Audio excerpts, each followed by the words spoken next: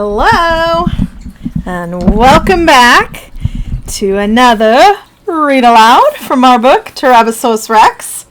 Today's chapter, as promised, is from Tyrabbisaurus Rex's point of view there. Awesome. There we go. And as you'll remember, everyone has gone home, and now poor Tyrabbisaurus Rex is all alone in the classroom. Derek gave him a little treat before he left as a kind of reward, since Derek thinks it's because of Tyrabbisaurus Rex that Ginger wore jeans, and then therefore he was able to play kickball with her because she came to school not dressed in a fancy dress. And then, Ginger and Derek made plans for her to come to school the next day also wearing jeans. But remember, she realized that her hat had been left at school, and she was pretty upset about that. But Derek assured her that her hat would be safe. After all, Tyrabbisaurus Rex is all locked up in his cage. Hopefully you guys made some predictions yesterday about what was going to happen next. So let's find out if your predictions are correct. Here we go. Tyrabbisaurus Rex. The humans are gone again. Why do they keep leaving me all alone like this? Oh, good. Mrs. Cabbage is back. I'm not happy because I like her or anything. I just hope she has some veggies with her. She does! Oh, happy days! I race up the ramp to the second floor, and then around and up to the third floor, where she's filling my bowl with delicious, scrumptious, wondrous-smelling veggies. I sniff them carefully. Have to be sure there are no imposter veggies lurking around. Nope. No imposters here. I grab a hunk of parsley and dart into my house. Yum! This parsley is incredible! I finish it, race out to grab a cabbage leaf, then race back into my house. I do this for a long while. These veggies are absolutely wonderful. Every last one of them. I'm very sad when the bowl is empty. It's just the saddest thing ever, because I know what it means. No more veggies until tomorrow. Mrs. Cabbage is ready to leave me. I can tell because she has her purse and bag, and she's heading for the door with her keys in hand. Bye, sweetums, she calls to me as she closes the door behind her. So quiet. Again, I head down the ramp and stare out into the classroom. There's that stupid tiger again staring at me. Stop staring at me! I roar at it. In fact, do something useful. Come over here and open this cage. Nothing. That tiger is worthless. I head down the second ramp to the bottom floor. I plop down on the floor and stare at the door. It's just not right that I'm imprisoned while that tiger roams free. Is that door latched? I tilt my head to get a better view. I don't think it's latched. I stand up and hop over to the door. I nudge it with my nose and it swings open. Oh, that wonderful little human who gave me those yummy yogurt treats. He must have forgotten to latch the door. I just love those kids. I hop down to the land of the free. Yes! Where to first? So many possibilities, but I know exactly where to begin. I'm about to start on my journey when I smell something. Something amazing. Something that smells like vegetable yogurt goodness. I sniff my way around a desk. The smell is right here, right above me. I look up. Ha! I jump up on the chair and stand on my hind legs. I swipe at that beautiful bag and it falls to the floor. I pounce on it. For about 100 hours, I wrestle with that bag. It's determined to keep those yogurt chips from me, but I will prevail. Finally, after much nibbling and chewing and shaking of the bag, it pops open and it's a yogurt chip party! I eat and wrestle with the bag until I suddenly remember I have another mission. But I can't leave my yogurt chips behind. Oh no. And so I drag them with me. I follow the exact same route I planned out earlier in the day when I was hoping to snag me a purple hat. Only this time I have different prey in mind.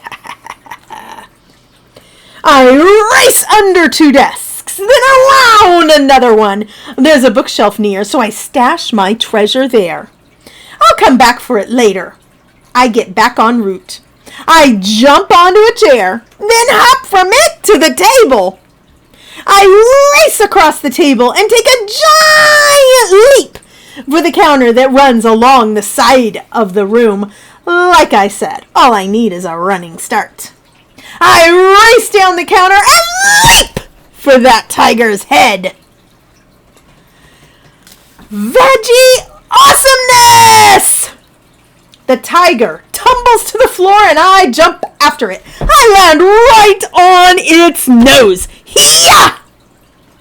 I settle my hind feet into its belly. I scratch at its face and then I nibble on its cheek.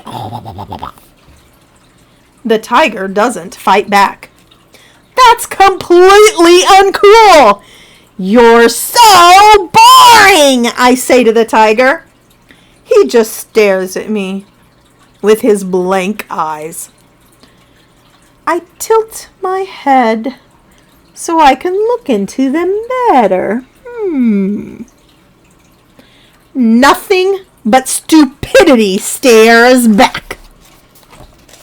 Yep, this tiger is definitely the dumbest of the bunch.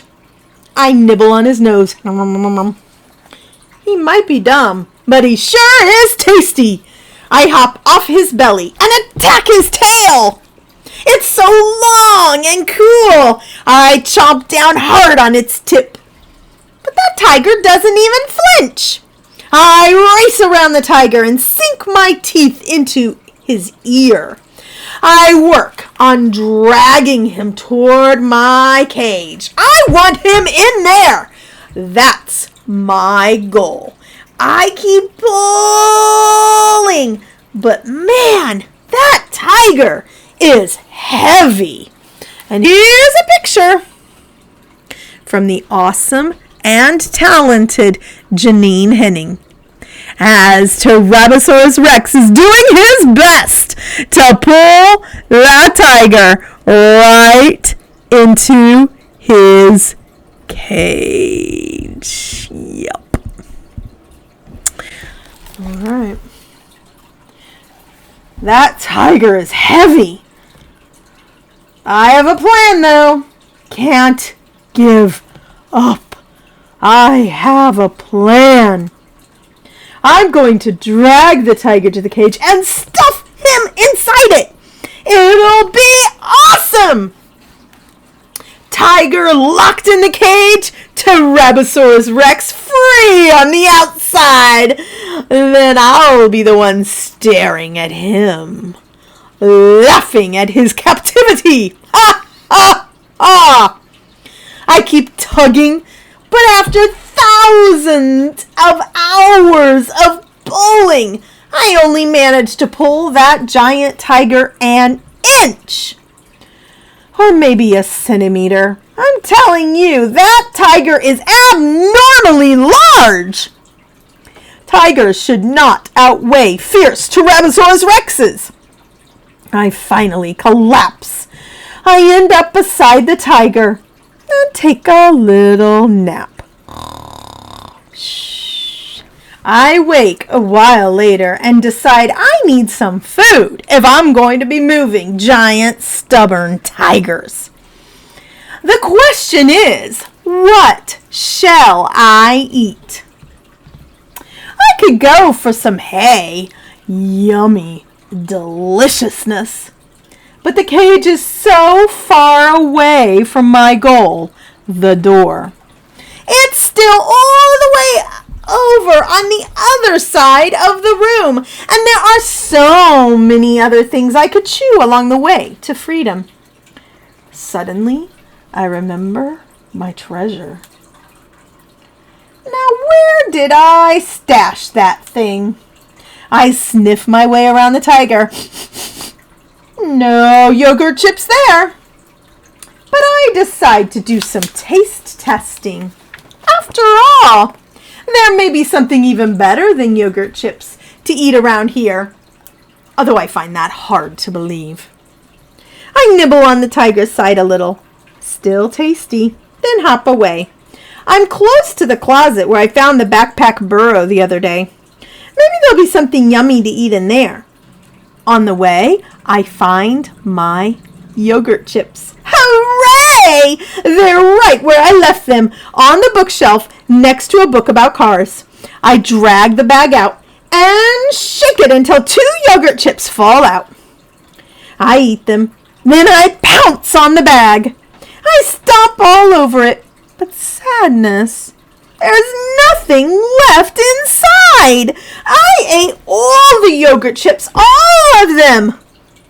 Unless I turn and stare back at the tiger. Did you eat my yogurt chips? I yell at him. No answer. I race back to the tiger. Those were mine. I was saving for later.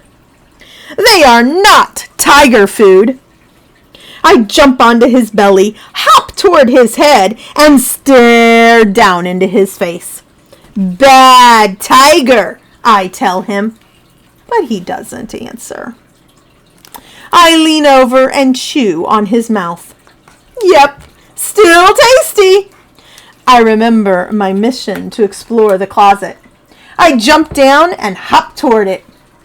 I'm still hungry, so on the way, I eat a piece of paper. Nibble on 2 paperback books. Well, they left them on the floor. What do they expect? And chew a hole in the carpet. Hey, it was there, and I was walking on it, and I suddenly wondered, what does this taste like? Maybe it'll be yummy. Truthfully, it was kind of disgusting.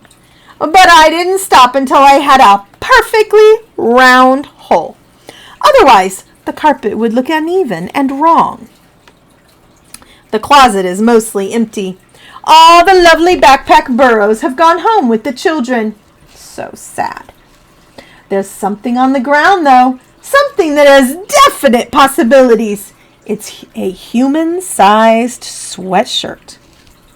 You know the best thing about human clothing? It has holes. Holes that are perfect for me. They're Tyrabbisaurus Rex sized. I crawl in the neck hole, then make a turn and crawl down a long arm tunnel. I find the end of the tunnel, poke my head through, and start chewing. Nom, nom, nom, nom. This blue stuff is really kind of tasty.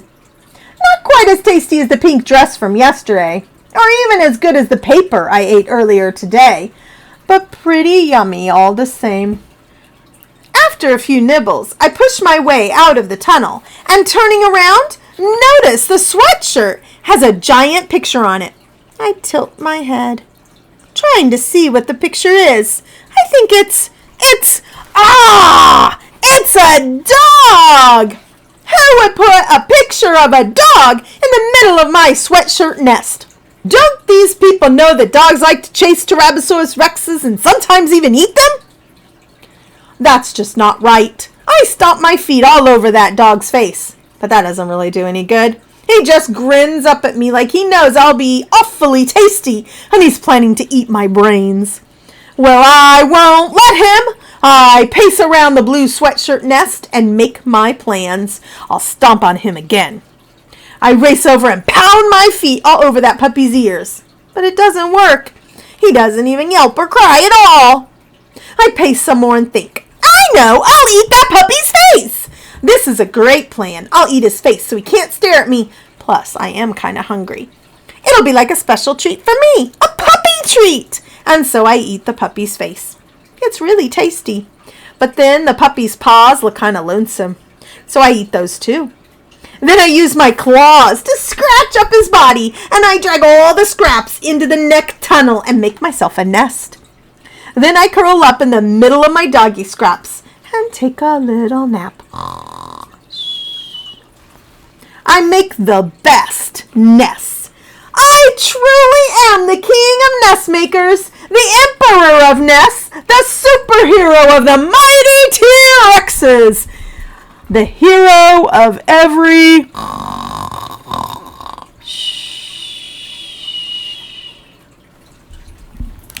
All right, we're going to stop there, but guess what? That is not the end of this Tyrabbisaurus Rex chapter. It's a really long one. So tomorrow we will read the second half of this chapter by Tyrabbisaurus Rex.